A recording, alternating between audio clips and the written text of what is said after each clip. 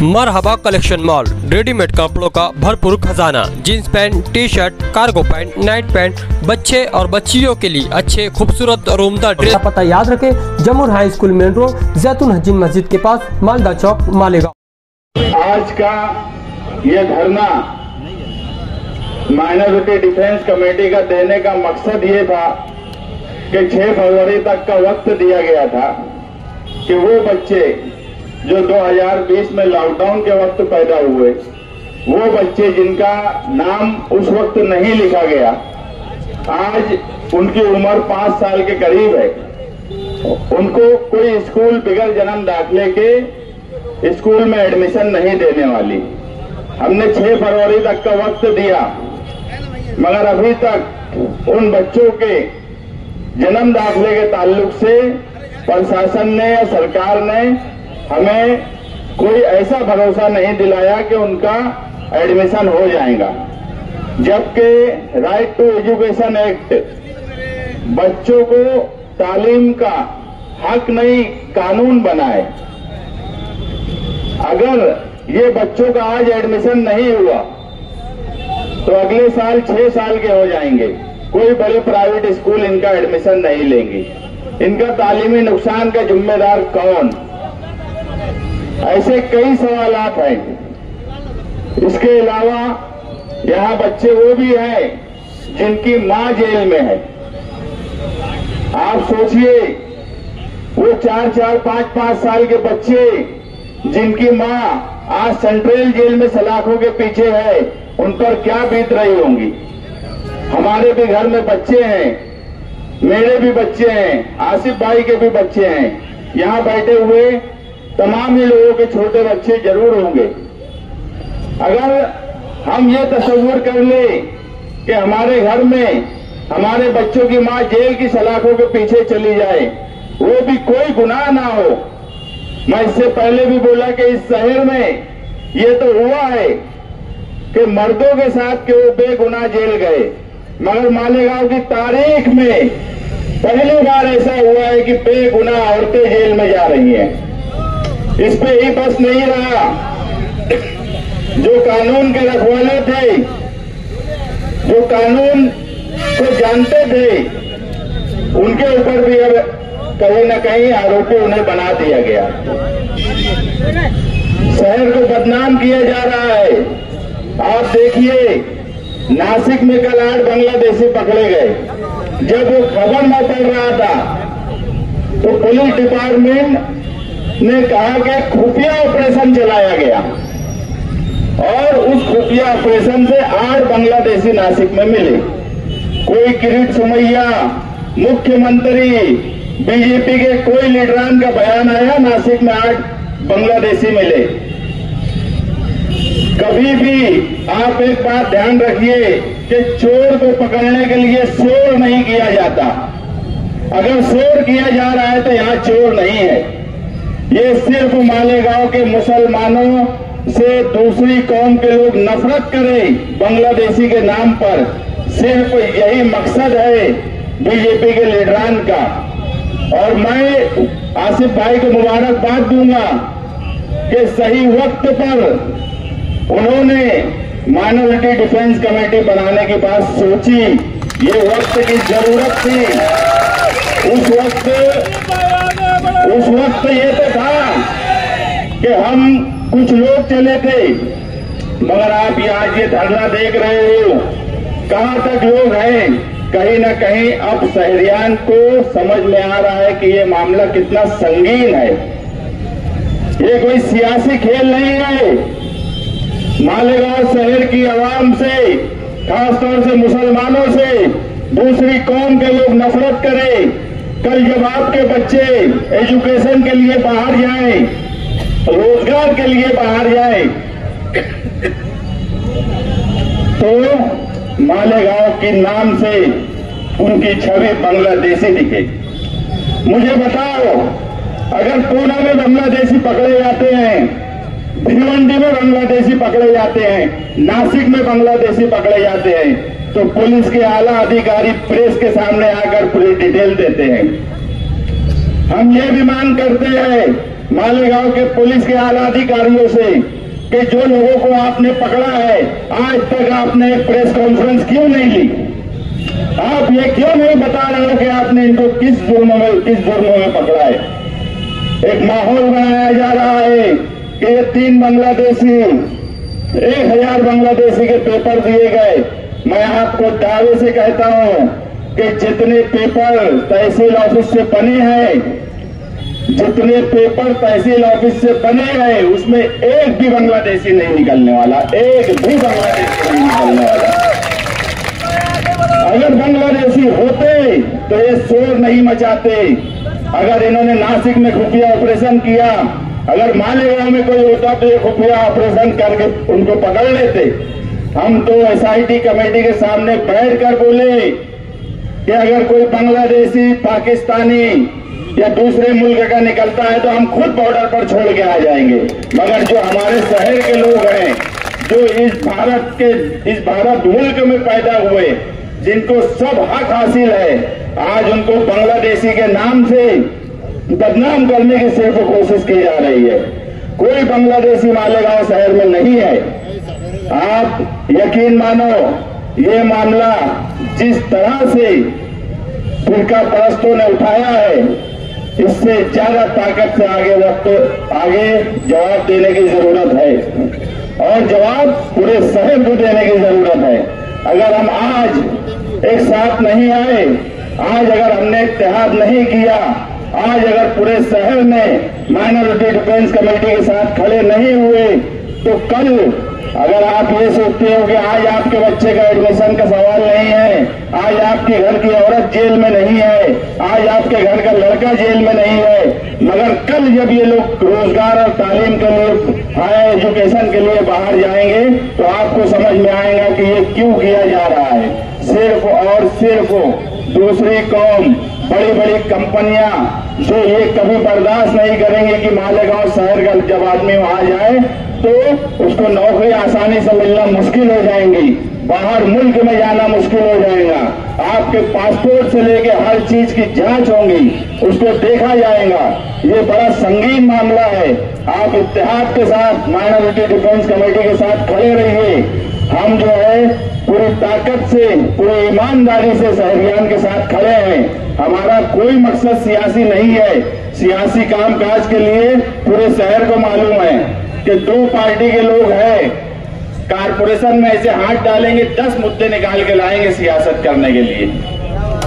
सियासत करना मकसद होता तो रोज आना जाके वहां बैठ जाते, कोई मतलब नहीं। हमारा भी सब यूट्यूब पे आ जाता, हम भी वो सब कुछ कर सकते थे, मगर हम जो है कल छावनी में जब गए, जब एमसीआर हुआ, तो आप समझो ये उनके घर के उनके हस्बैंड है, ये उनके शौहर हैं। वो औरत को लग रहा था कि छूट गए। बोलने का मतलब ये है कि इतना भी नहीं समझ रहा है। ये बोलते हैं कि मैं क्या घर लेकर चले जाऊं क्या? वो बच्चे बोल रहे हैं मेरी अम्मी को लेकर घर चले जाओ क्या? ये जब सुनते हैं तो आसिफ भाई और हम छावनी में गए, उनको समझाया कि अभी आपको 4-5 दिन लगेगा, आप सब्र करिए। हमने कोशिश की कि सेंट्रल जेल में भी उनको तकलीफ ना हो। जो हालात थे हमने वो बताए, वहाँ क्या होगा, कैसे रहना है, किस तरह से रहना है, सब चीज बताए।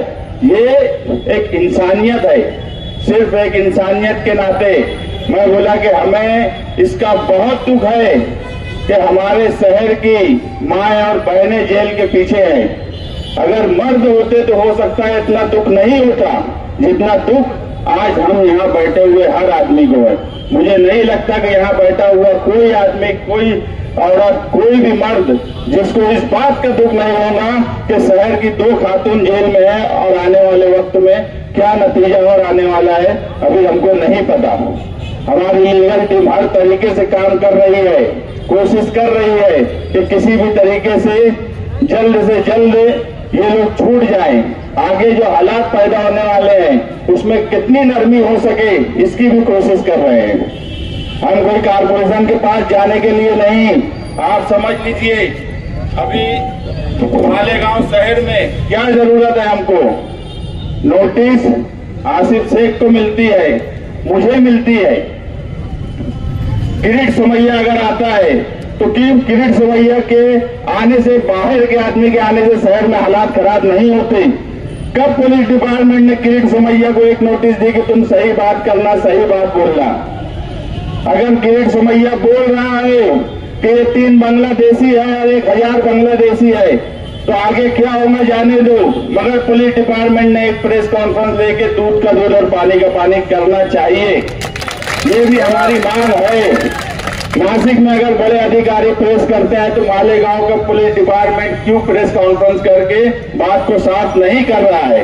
हम आप तमाम ही लोगों से, यहाँ धरने पर बैठे हुए जो भी लोग आए हैं, मैं माइनॉरिटी डिफेंस कमेटी की तरफ से आप लोगों से वादा करता हूं कि इंशाअल्लाह ये बदनामी का दाग हम हर हाल में धोएंगे।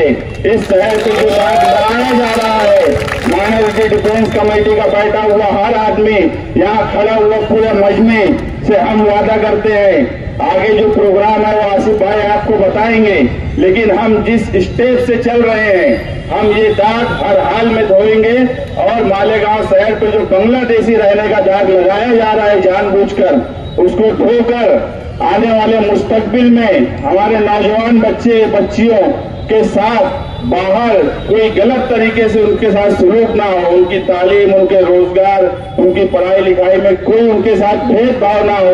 ये दाग धोने की जिम्मेदारी माइनॉरिटी डिफेंस कमेटी की है, ये वादा मैं आपसे करता हूँ।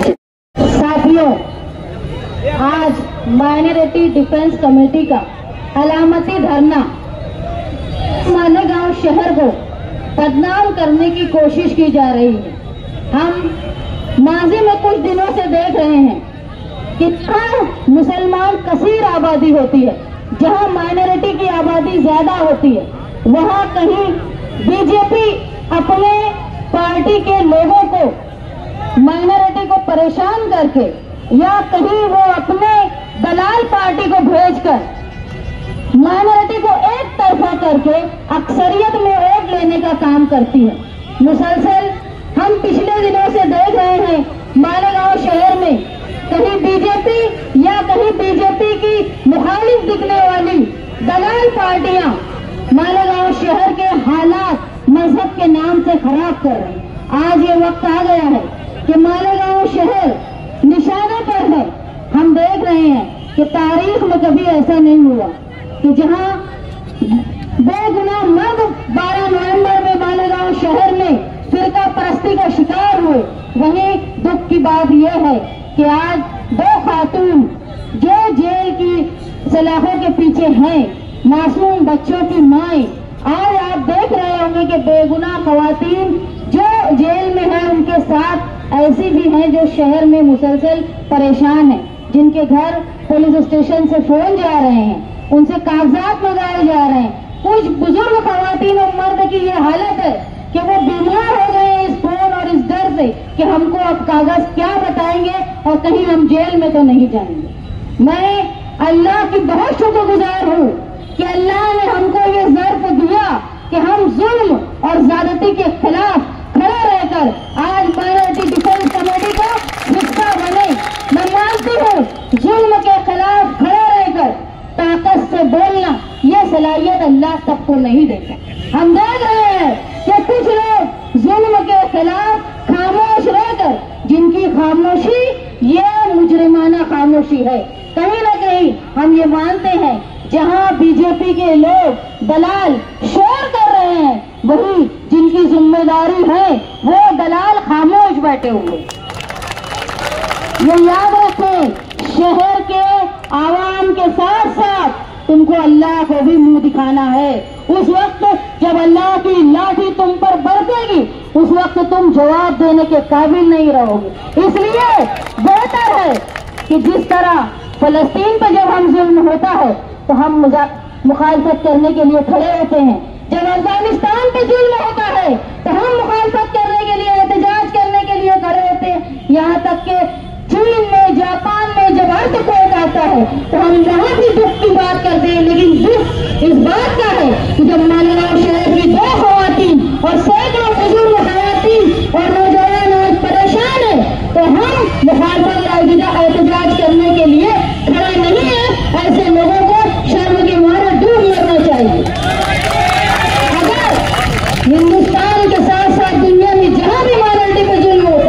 वहाँ आवाज उठाने का काम हम करते हैं। तो मालेगांव शहर में जब जुल्म हो रहा है तो जो लोग खामोश हैं उनको जवाब देना होगा। यह हो सकता है जहाँ इज्जत नफ्स खत्म हो जाती है, खैर खत्म हो जाती है, वहाँ कोई जवाब दे भी नहीं होता। खैर अल्लाह जिनको इज्जत नफ्स जिंदा रखे। आज हम लोग ये देख रहे हैं कि कहीं साहू परिवार भिवंडी में बांग्लादेशी पकड़े जा रहे हैं, कहीं दिल्ली में बांग्लादेशी पकड़े जा रहे हैं, कहीं बम्बई में बांग्लादेशी पकड़े जा रहे हैं, कहीं रामदास बांग्लादेशी पकड़ा जा रहा है, तो कहीं मोहम्मद शरीफ बांग्लादेशी पकड़ा जा रहा है।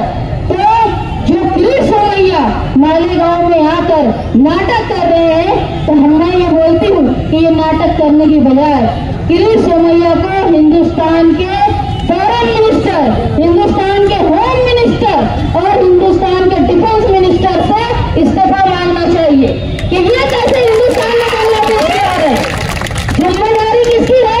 हुकूमत हिंदुस्तान की, इन बॉर्डर फोर्सेस की जिम्मेदारी है कि बांग्लादेशी हिंदुस्तान में आ रहे हैं। और आप मुसलसल देख रहे हैं जिनकी हुकूमत है उन्हीं के कारिंदे दूसरे शहरों में बांग्लादेशी ढूंढ रहे हैं। उनका काम है पहले अपने मिनिस्टर से पूछें कि बॉर्डर फोर्सेस, डिफेंस मिनिस्टर ये क्या कर रहे हैं। हिंदुस्तान में बांग्लादेशी अगर आ रही है तो फौज भी कहीं नाकारा हो गई है कि हमारे इंटेलिजेंस एजेंसी भी नाकारा हो गई। बेहतर ये है, मैं माइनॉरिटी डिफेंस कमेटी की तरफ से ये मांग करती हूँ कि मालेगांव शहर पूरी तरह शफाफ है, यहाँ कोई बांग्लादेशी नहीं है। ये हो सकता है कि हमसे कागज बनाने में गफलत हुई है, लेकिन हमारी गफलत मुजरिमाना नहीं है, हमारी नीयत खराब नहीं है। हम वो कौम से ताल्लुक रखते हैं जो मरने के बाद भी अपने वतन की मिट्टी में शहीद और दफन होना पसंद करते हैं। हम वो कौम है जिसके मजहब का एक जुज्व है बिल्कुल वतनी। हमको अपनी मुल्क के साथ मोहब्बत करना ये सिखाने की जरूरत किसी और लोगों को नहीं। हिंदुस्तान का जो हमारा आयन है उन्होंने हमको बराबर हक दिया है। आज आप देख रहे हैं कहीं कुंभ मेले में हजारों लोगों को, श्रद्धालुओं की मौत, कहीं बेरोजगारी से हिंदुस्तान परेशान। इसको दबाने और छुपाने के लिए मुसलमान माइनॉरिटी पर लोग, बीजेपी के लोग हमला करते हैं ताकि बुनियादी जो तकलीफ है वो आवाम के सामने न आ पाए। मैं ये गुजारिश करती हूँ हिंदुस्तान की इंटेलिजेंस एजेंसी से कि आप अपना काम सही से करें। बगैर बॉर्डर के पार अगर कोई गैर कानूनी तौर पर घुसपैठी आ रहा है तो आप अपनी मशीनरी को दुरुस्त करें। आप बिना वजह कि सिर्फ वोट के लिए एजेंसी अपना काम अधूरा न छोड़े। मालेगांव शहर कल भी शफाफ था और अपने मुल्क से प्यार करता था, और आज भी हमारा शहर, मैं मानती हूँ बरादरान वतन अगर अपने मुल्क से जितना प्यार करते हैं तो मालेगांव शहर के मशरकी हिस्से के लोग उससे ज्यादा प्यार करते हैं। मैं मजम्मत करती हूँ वो बीजेपी के लोगों को जिन्होंने मालेगांव शहर को टारगेट बनाया है। मैं मजम्मत करती हूँ बीजेपी के वो छुपे हुए दलालों के जो खामोश रह के बीजेपी के लोगों की मदद कर रहे हैं। आज अगर मालेगांव शहर की 2 खवातीन जेल में हैं तो हम ये उम्मीद करते हैं कि हम हमारी बिसात के मुताबिक हम पार्लियामेंट में नहीं बोल सकते, हम असेंबली में मालेगांव शहर की नुमाइंदगी नहीं कर सकते, लेकिन हम जहाँ जहाँ नुमाइंदगी कर सकते हैं, जहाँ हम अपने दस्तूरी हक के जरिए हम अपनी बातों को रख सकते हैं, हम रख के जुल्म और नाइंसाफी के खिलाफ एहतजाज करेंगे। हम कोशिश करेंगे कि मालेगांव शहर पे जिस तरह का दाग लगा है, कोई बेकसूर माँ, कोई बेकसूर बेटी मालेगांव शहर में वोट की सियासत के नाम से परेशान न हो, जेल की सलाखों के पीछे न जाए। मैं अल्लाह से दुआ गो हूँ कि माजी में जिस तरह हमको मुश्किलात से अल्लाह ने निकाला है उसी तरह मुस्तकबिल में भी हमको इस दाग से निकाले और मालेगांव शहर का जिस तरह नाम ऊंचा था वो हमेशा कायम रहे। माइनॉरिटी डिफेंस कमेटी के नुमाइंदे और लीडरान शेख आसिफ साहब मुस्तकीम डिग्निटी जिस राह पर निकले हैं, मैं समाजवादी पार्टी के सदर और होने के नाते इस बात का आपको यकीन दहानी करती हूँ कि हम मालेगांव शहर की दफा के लिए, मालेगांव शहर की बदनामी से बचाने के लिए आपके साथ हर तरह से शामिल रहेंगे।